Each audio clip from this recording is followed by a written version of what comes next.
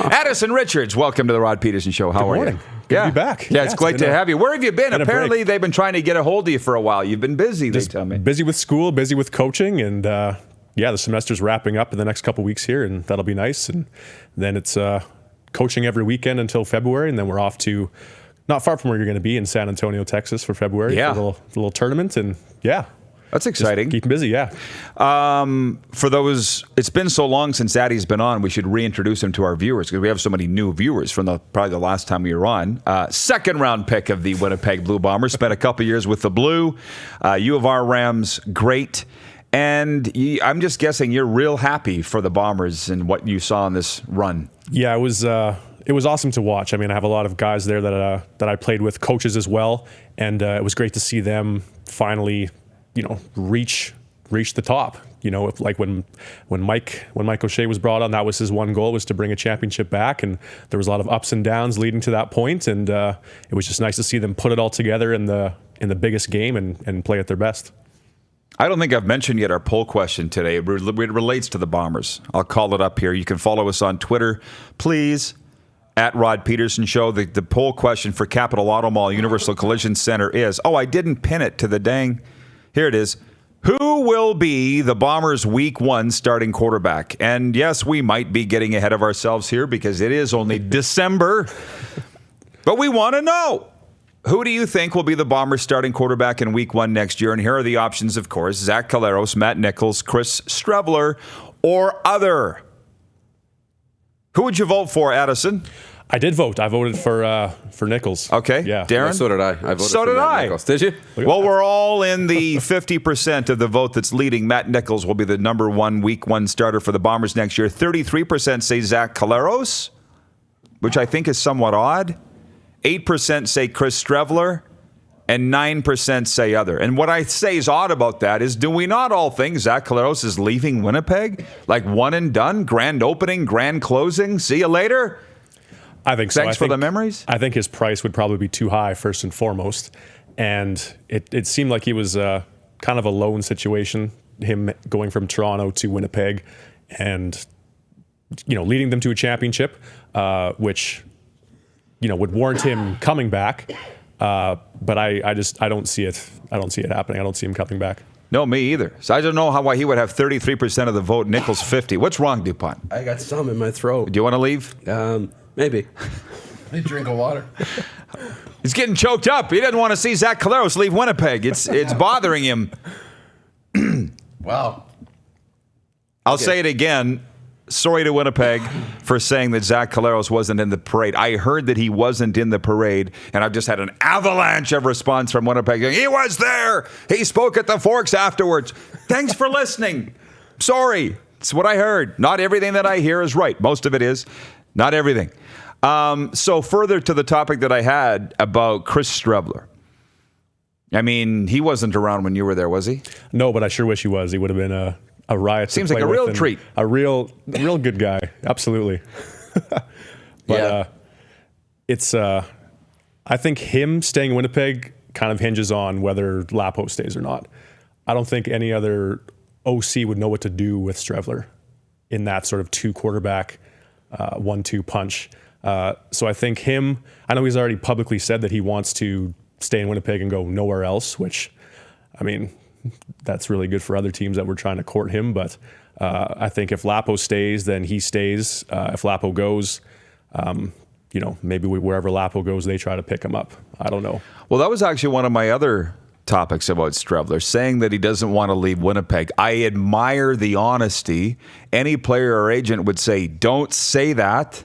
But he's just putting his cards on the table. He told I think it was the Winnipeg Sun that on Monday or Tuesday that I don't want to leave. And I frankly admire that, but it's not the best play. How do you feel about the fact that he did that?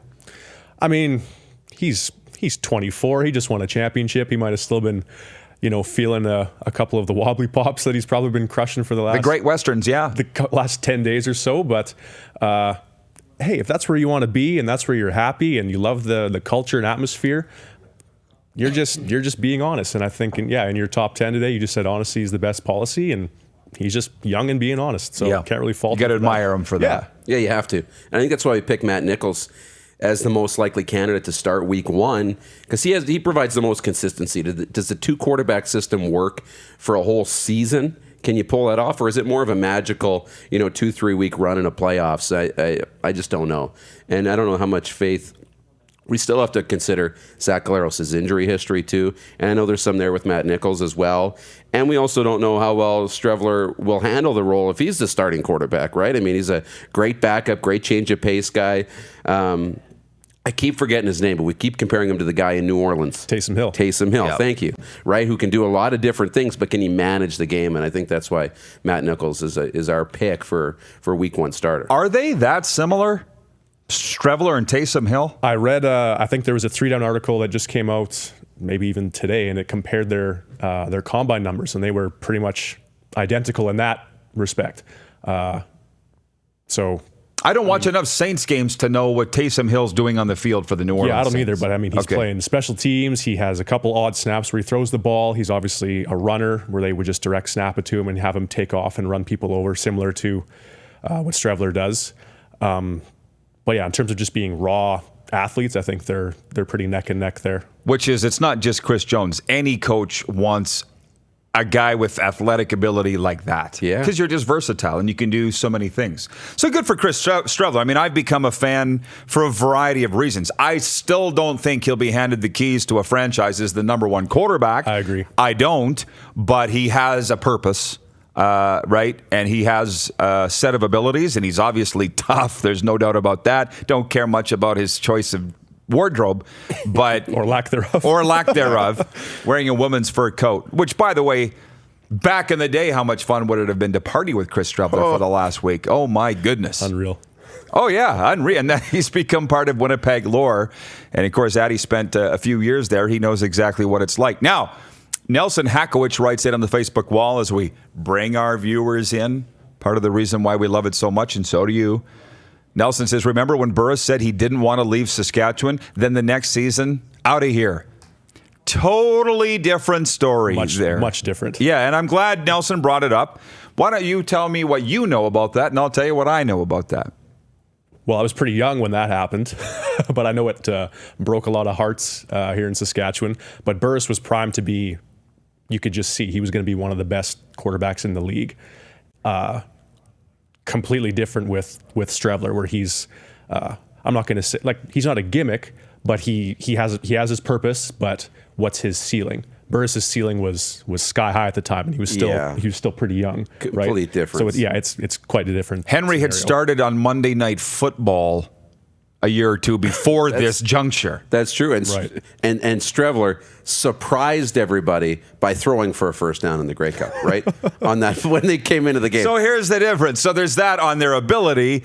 And just furthermore, Henry did not want to leave. He loved it here. He compared it to his home of Spiro, Oklahoma.